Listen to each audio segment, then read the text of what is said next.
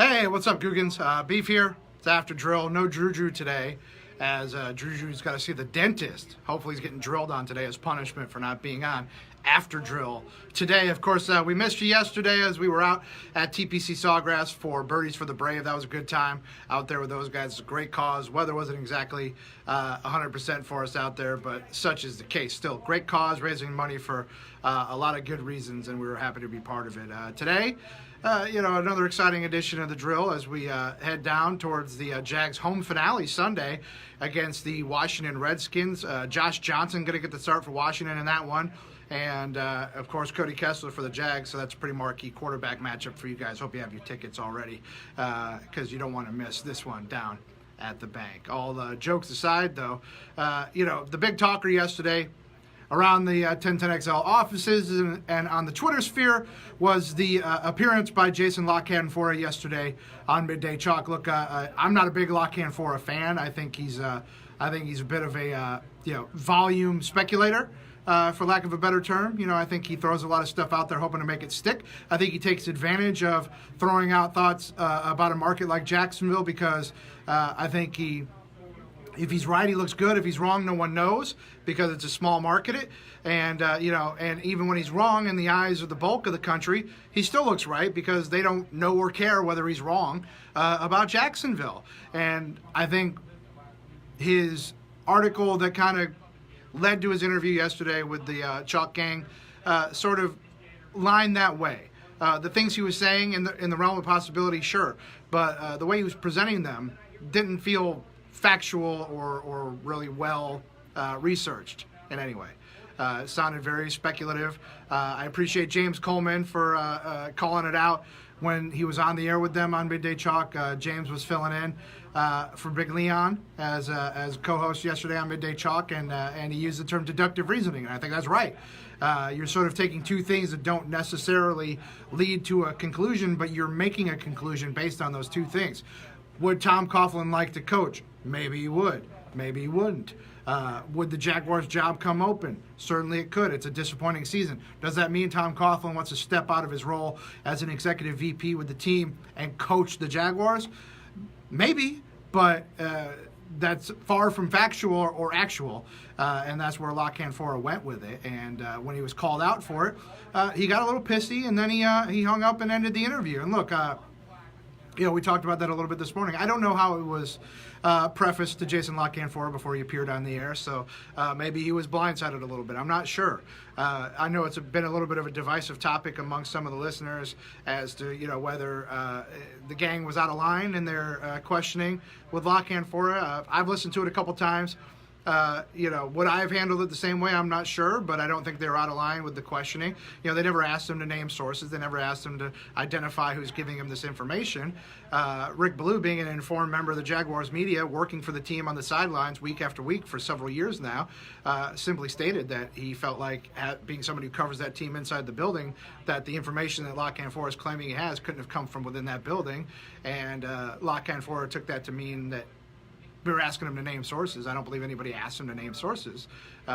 Simply to acknowledge that whatever intel he was getting was not from a team source. He said he spoke to people that are close to Tom Coughlin. That doesn't necessarily mean that it's somebody who works within the walls of TIAA Bank Field. Just means he says he spoke to somebody who's close to Tom. What that means ultimately, I don't know. And we may never know. Because that's La Canfora's style. He likes to throw a lot of stuff out of there, and some of it's right and some of it sticks, and he beats his chest on that stuff, and rightfully so. Look, that's the name of the game in this business, right? Be right more often than you're wrong, and when you're right, beat your chest about it. When you're wrong, quickly move on. He's the same guy who said it was a lock that Anthony Lynn was going to take the Bills' job and take Gus Bradley with him to be his defensive coordinator. Last time I checked, Anthony Lynn took the job with the Chargers and did not go to Buffalo. He did take Gus Bradley with him, but it wasn't to Buffalo. So, La Canfora, you didn't really hear much about that since, because you don't beat your chest when you're wrong. Rick did not give a darn, Dan says. You're right, yeah. No, and Rick shouldn't, Rick's a veteran. He's a veteran member of the media. He's a veteran in this market, and he's a veteran inside that building. So when Rick says that he's confident that whatever information La Canfora is running with, that it didn't come from within that building, exactly right. that I'm inclined to believe Rick Ballou, that information didn't come from within the walls of TIAA Bank Field, because Tom runs a tight ship and he keeps a lid on all that stuff, and he's not letting it get out. So if it came from somebody, it didn't come from down there, and that's the truth. In my opinion, I don't think he got it from within the building. You know, not saying he doesn't have a contact who's close to Tom Coughlin, but you know, this just in. So do we. You know, so do we. We're very close with Coughlin. We're very close with the J Fund. Dan has covered and followed and reported on and communicated with and been friends with Tom Coughlin since he got to this market. So, you know, it's an informed opinion coming from the members of the staff here at 1010XL, and possibly more informed than that of Jason Lockcanfor. I'm not saying Jason doesn't have connections and doesn't have contacts and doesn't have good information, but it feels like this particular story was a tad more speculative than it was reporting facts. Kevin says, I would hope no one at the station is taking job heat over it. The question was valid. Rest assured, Kevin, no one's taking job heat. No one's in any kind of trouble. You know, and this is the thing that frustrates me too. Because we get a lot of this feedback on Twitter and on Facebook and through the text line. People like to accuse us as though we're being sort of clandestinely run by the Jaguars, that this radio station is programmed and instructed and informed based on what the Jaguars tell us to do. And I get how you would think that, being that we're the flagship station of the Jaguars, but trust me, because I have nothing to gain or lose here. This is not the case. It just isn't. You know, sure, would the team reach out to our general manager if they took umbrage with something that was said on the air? Absolutely. Are they reaching out to us frequently to dictate our programming? In no way, shape, or form. Our on-air personalities throughout the day have freedom, and they have the liberty to opine and speak as they will about the Jacksonville Jaguars, both positive and negative. The same as if they were operating as a functioning member of the media on another station or in another medium. They have that carte blanche. They've earned that. Dan Hicken, Jeff Prosser, Lauren Brooks, Mike Dempsey, Fat Tony, Rick Ballou, Lauren Rue, Leon, Frank, Hayes. They've all earned it. So yeah, no, there's no manipulation, no programming, no control coming from down at the ranch. We're happy to be partnered with those guys. They're not dictating what we say or do, and that's fact. You can bank it, roll with it, write it down, fold it up, stick it in an envelope, and shove it in the bank. That's fact. What else is going on, guys? How are you? It's Christmas time. Finally, Jeff has embraced the season. Dan and I have been beating our chests about Christmas now for, you know, my God, it feels like a month now. We've been playing Christmas songs and wishing each other a happy birthday or Merry Christmas. But Jeff, being a humbug guy, he's dragged Lauren Brooks into his humbug nature with him. But finally, he's come around. Mrs. P finally put up the tree, and it was enough to drive Jeff into the Christmas spirit. So welcome in, Jeff. Glad to have you embracing the holiday with us.